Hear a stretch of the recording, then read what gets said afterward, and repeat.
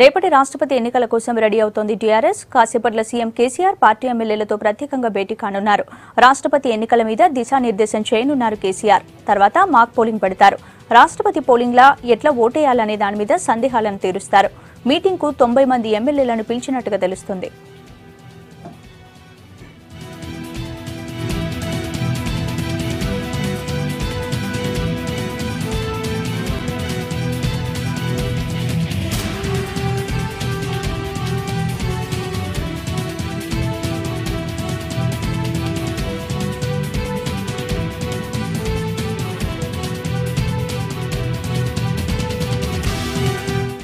రేపటి రాష్ట్రపతి ఎన్నికల కోసం రెడీ అవుతోంది టీఆర్ఎస్. కాసేపట్ల సీఎం కేసీఆర్ పార్టీ ఎమ్మెల్యేలతో ప్రత్యేకంగా భేటీ కానున్నారు. రాష్ట్రపతి ఎన్నికల మీద దిశానిర్దేశం చేయనున్నారు కేసీఆర్. తర్వాత మాక్ పోలింగ్ పెడతారు. రాష్ట్రపతి పోలింగ్లా ఎట్లా ఓటేయాలనే దాని మీద సందేహాలను తీరుస్తారు. మీటింగ్కు 90 మంది ఎమ్మెల్యేలను పిలిచినట్టుగా తెలుస్తుంది.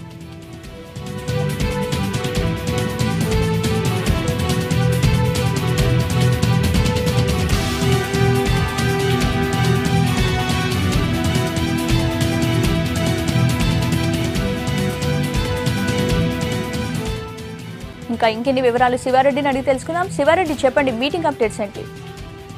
2:30కు మీటింగ్ స్టార్ట్ అవుతుంది. ఎమ్మెల్యేలు మాత్రమే ఈ మీటింగ్కు వస్తున్నారు. మొత్తం 90 మంది ఎమ్మెల్యేలకు సీఎం కేసీఆర్ ఆహ్వానం పంపించారు. కేసీఆర్ కూడా స్వయంగా ఈ సమావేశానికి అటెండ్ అవుతున్నారు. ముఖ్యంగా మామూలు సాధారణంగా జరిగే ఎలక్షన్స్కు ఈ రాష్ట్రపతి ఎలక్షన్స్కు డిఫరెన్స్ ఉంటుంది.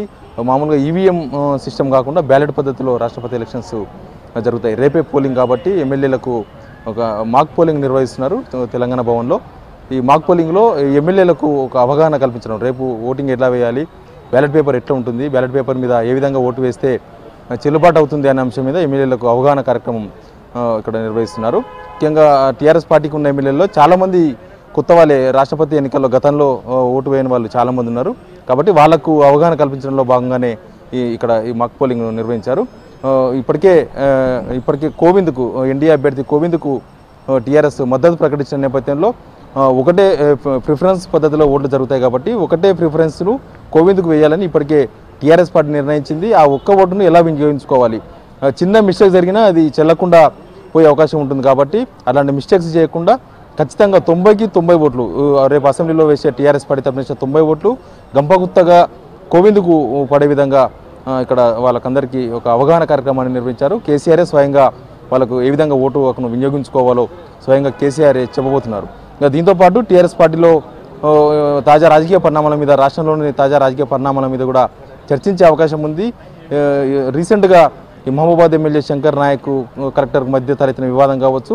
ఇప్పటివరకు ఎమ్మెల్యేలకు అధికారులకు మధ్య కొద్ది గ్యాప్ ఉంది. అధికారులకు ఎమ్మెల్యేలకు మధ్య ఈ గ్యాప్తో కొన్ని వివాదాలు తలెత్తుతున్నాయి. కాబట్టి ఈ అంశం మీద ఎమ్మెల్యేలకు కొన్ని సూచనలు చేసే అవకాశం కనిపిస్తుంది. కేసీఆర్ ఇప్పటికే ఈ ఇష్యూ మీద సీరియస్గా ఉన్నారు.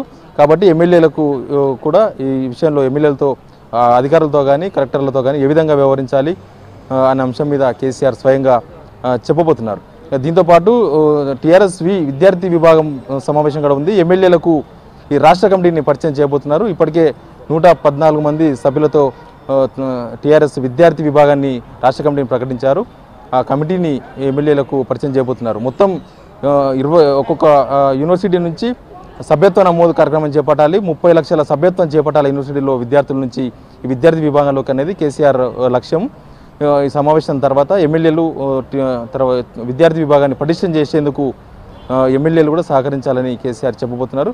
ముఖ్యంగా అయితే ఈ మాక్ పోలింగ్ తర్వాత ఈ మిగతా సమావేశాలు కూడా జరిగే అవకాశం ఉంది. స్పందన. Right, thank you Sivareddy.